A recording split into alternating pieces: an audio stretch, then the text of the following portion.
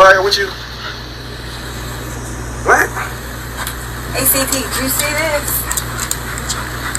Look, if it ain't official Dana J, Levi for Kelly, Primadonnanews, I don't even want to see. Derrel McDavid started working for R. Kelly early in the singer's career, describing him as shy and introverted when he first met him, testifying to the very first lawsuit filed against R. Kelly and how that lawsuit affected the way he viewed the lawsuits and claims that followed.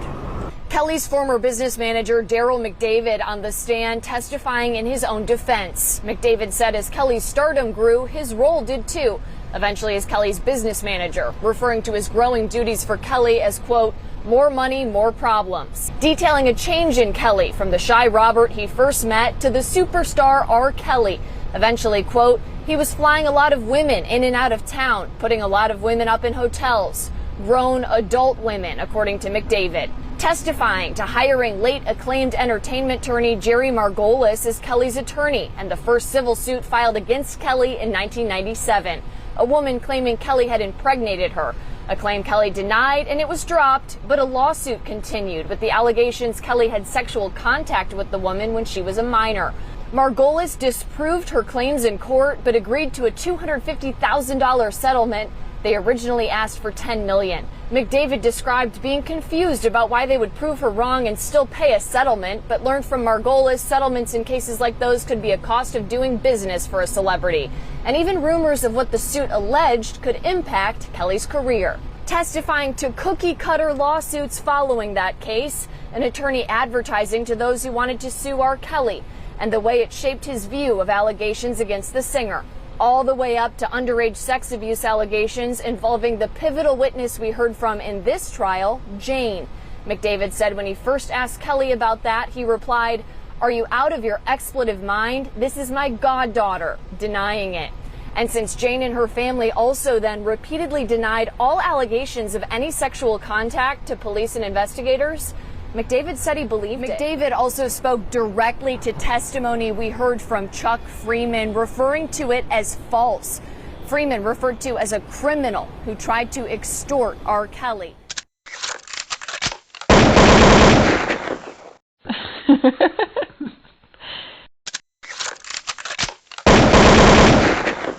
Now, it don't take a genius to recognize that the people who came to these YouTube streets giving all these interviews and whatnot, they ain't had my attention because common sense told me it was some key players that I wanted to hear some stories from, and it wasn't them.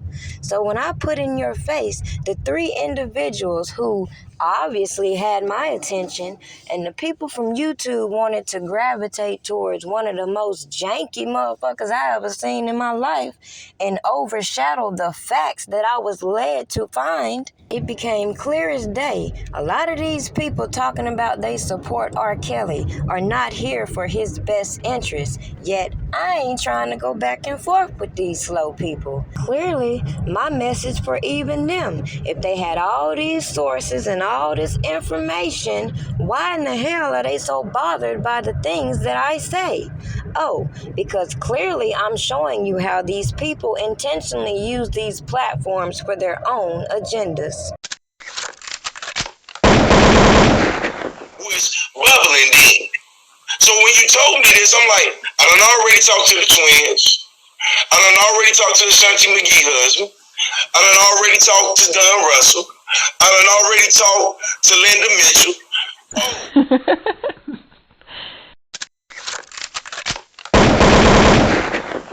Now, I listen to a lot of people try to justify their animosity and attacks towards me. But what made me look at everybody with the side eye is, wait a minute, I thought we was about protecting women. I thought it was about men's rights. And we ain't got sense enough to see that all these things these people are doing are the types of behaviors that have us in the situation we're in talking about Robert Kelly. Yet when I realized a lot of these fans are going to gravitate whatever voice that appeals to them, I decided not to waste my time in over-explaining some of the things I directly put in your face as to the janky-ass shit going on behind the scenes, the opinions I gave you as far as to why I don't move like them, and to give you insight as to why I feel like as a whole, it gives you an example of the type of things that was going on behind the scenes in Robert Kelly's real life that affected him in this case. So as I sit back and I see this information being exposed in court as it should have been, and some continuously try to bring my attention to some of these people that I feel like have monopolized a lot of your time, wasted a lot of your energy trying to direct your attention to people that had nothing to do with this case, and have you out here looking crazy, sending money over here, sending money over there, trying to corrupt the defense team, trying to intimidate everybody that disagrees with them. Because they ain't got sense enough to see that all of these secrets, all of these rumors are going to be exposed. And rather than trying to manipulate the general public, I wanted to sit back and watch things play out in court as we have seen everything that I have told you being confirmed, from Barry Hankerson to janky-ass Demetrius Smith. And I ain't had to show no nipples or try to seduce nobody to read the information that has been written about over and over that all these janky-ass people can't seem to comprehend.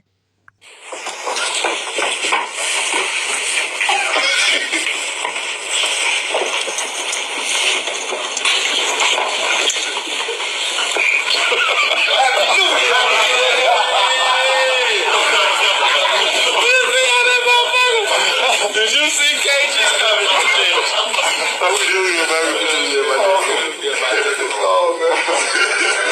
Happy New Year, bro. Be with me a shooter like I'm John Gotti. Now for me, once I got past all of these rumors and allegations that have been spawned by less than desirable people, it should be very clear why I was skeptical about the things that were being said about Robert Kelly from the beginning.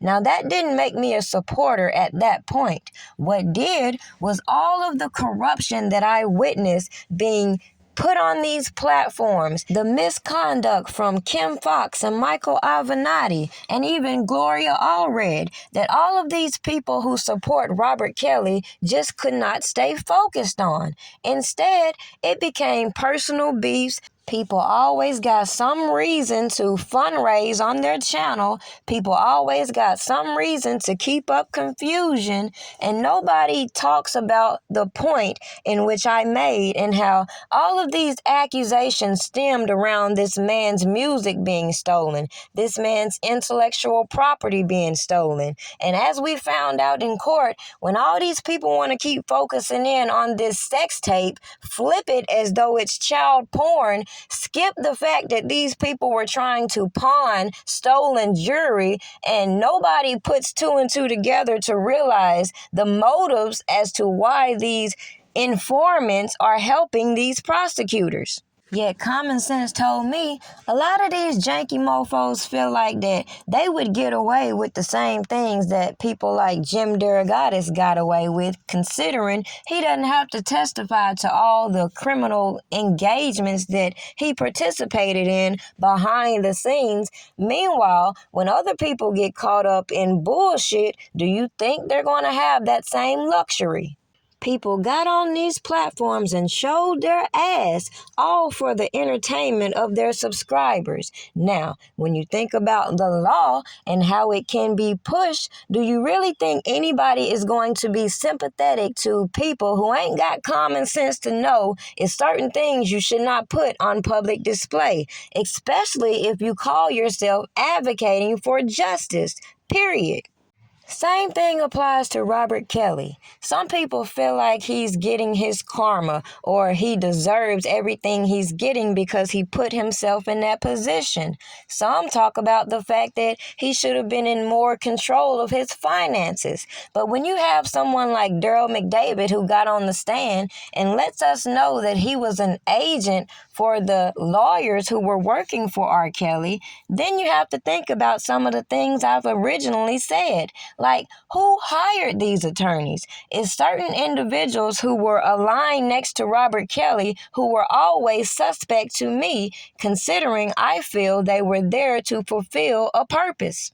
Now, if you are the type of person that wants to speculate as to what Robert Kelly could have done wrong or what he could have done to make these people come at him like that, instead of recognizing that, as you said a couple years ago, Black Lives Matter, we can't keep letting these people manipulate laws, lock up the people we don't really care about, and then try to advocate for the people that we do. Now, Derrel McDavid dropped a bomb, and he said that Robert Kelly never abused any minors. And I told you that in reviewing all of these lawsuits and settlements, there was never an age factor in them. So when all these goofy-ass, Team Truth, fake-ass motherfuckers come to the internet pushing the narratives, that's when I looked at them sideways and realized ain't no point debating with slow people. But the gag, they thought they was going to have some people come in here and perpetrate and try to change people's opinions about the things that they felt. And that's where they fucked up with me. I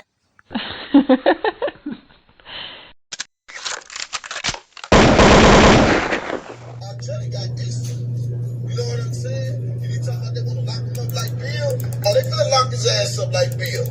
You know what I'm saying? He better start. He better start singing that song, "Prayer Change." Prayer Change. You better start singing it because he gonna need it. But so what?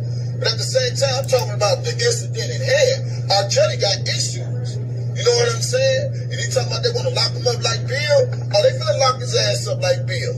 You know what I'm saying? He better start. He better start singing that song, "Prayer Change." Prayer Change. You better start singing it because he gonna need it.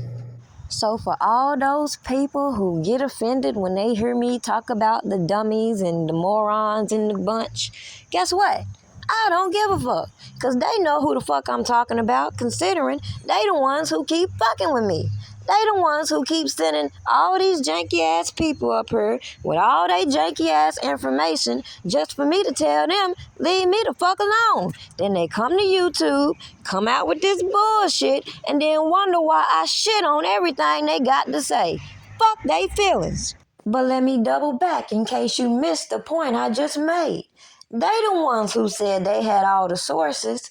They the ones who had all the information, yet I'm the one who stuck to the research that I found, research that I could validate, but I became a target. Yet all these people that are so advocating for women's rights wanted to bypass what I told you long time ago, and how Cass Jones is the first person who supplied me with enough information to let me know, trust none of these motherfucking people.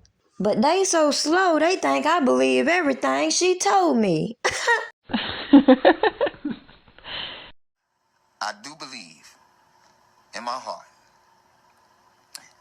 that 1999 video that was done with R. Kelly and that little girl, I do believe that that little girl was underage. I do know for a fact that that was R. Kelly in that video.